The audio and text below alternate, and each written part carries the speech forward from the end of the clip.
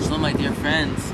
I'm here in Akko. I was driving past and I thought maybe we could give a little bit of light in the city of Akko.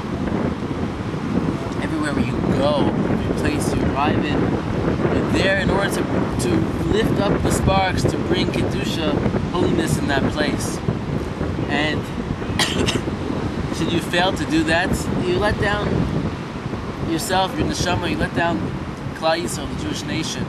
But should you reach out, learn a little Torah, do a mitzvah, you elevate that entire place. Not that Akko needs elevation. So many holy people have been here. I'm sure they've learned Torah previously. But still, nonetheless, there still are leftover sparks. Otherwise, Mashiach would come instantly. And so it's here we're going to continue with the kitzer Shulchan Oruch Shir. We're holding by chapter number 3. Laws pertaining to the manner of dressing and walking. It says in Micha 6:8. It's actually interesting. I looked on the map and Micha is actually not buried too far from here. Only about 20 minutes. We'll have to go visit him. It's Hashem's will. Walk modestly with your Hashem, with God. Accordingly, a person should act modestly in all of his ways. Therefore, when he puts on or takes his robe or other garments, he should be careful not to reveal his body when he's changing. Rather, he should put on and take off his clothes while lying covered on his bed. He should not say, I am in an inner room in darkness, who will see me? Because the Holy One, blessed be He, fills the entire earth with His glory, and darkness is His light before Him, blessed be He. Modesty and shame bring a person to submission before Him, blessed be He. You know, it's commonly the way to, on the outside, when you're out in the world, to dress modestly, to be clothed properly. But what really is going on inside a person when it comes to modesty? This is something that's many times overlooked. And a person doesn't really have a realistic perspective as to where they're really holding, or sometimes they do, and it's like they're going outside in disguise, pretending, and then they're not really whole. And they feel emptiness because they need to be holding where they're dressing. They need to be holding at this place. Of course, a person should always dress more up to a place. You go to a wedding, you want to dress in your most formal garments. You want to be even more dressed up, if anything. It's the same thing. In order to be modest for Hashem, we must take the extra step, even on the outside, even if we're not really holding there. But at the same time, we must realize that there's a true incompleteness when we walk around when we're not real before Hashem. And Hashem knows the true inner person. Hashem knows what's really going on. It's interesting. An Arab man just walked by. It reminded me something. You know, I'll use the Arabs here in Israel for an example that I've seen many times wearing these full garments, clothed from head to toe. But inside, they don't have any modesty whatsoever. Inside, they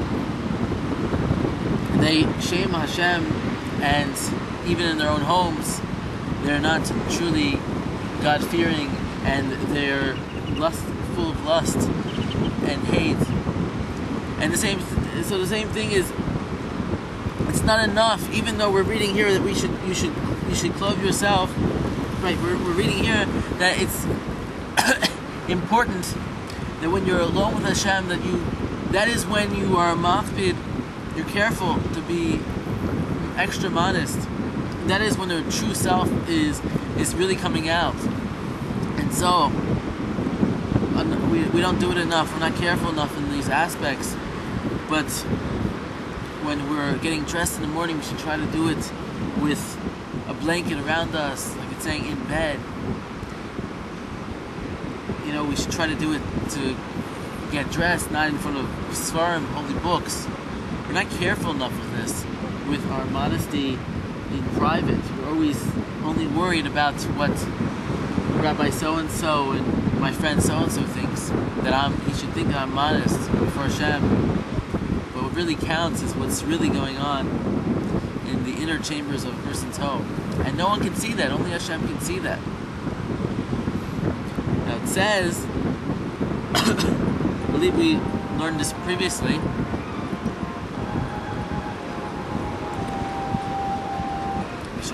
we learned this previously, I believe, that on the outside it's much worse to be sitting out in the streets, because then you make a chilul Hashem, you make this disgrace Hashem's name and holiness, and when people see this person who is supposed to be religious, or even someone who isn't religious, but they see this person doing something wrong, and this is far worse than the sins in the inner chamber, because in the outer chamber you're bringing true disgrace into the world, and the inner chamber is between you and Hashem.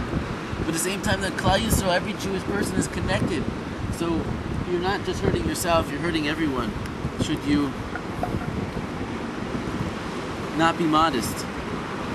Number 2, we may not follow the statues of the Gentiles who try to resemble them, neither in their garments nor in their hairstyles.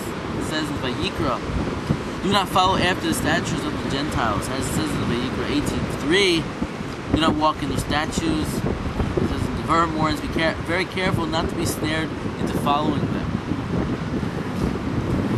One should not dress in a garb which is unique to them as a symbol of pride, for example, with the clothes of the higher statesman.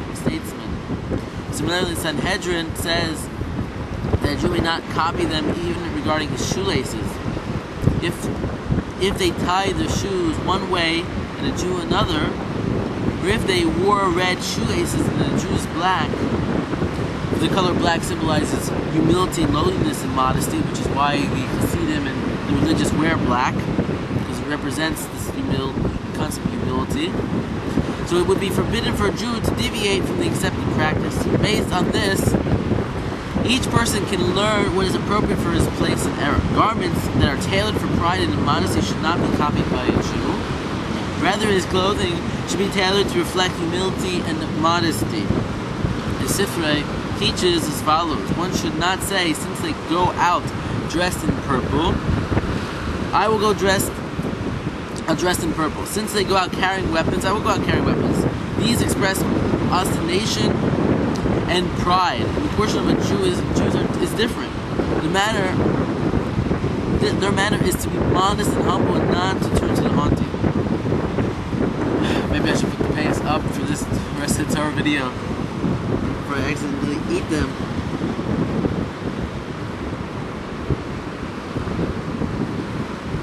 Okay. Interesting.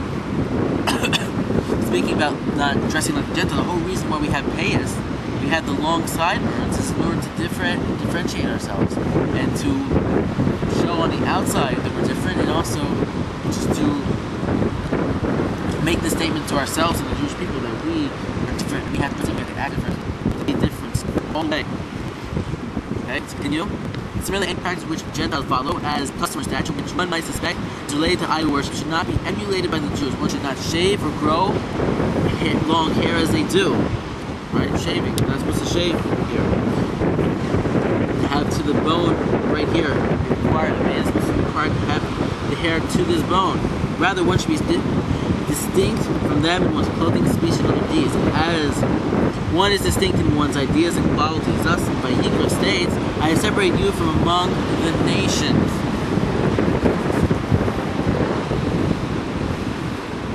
And so,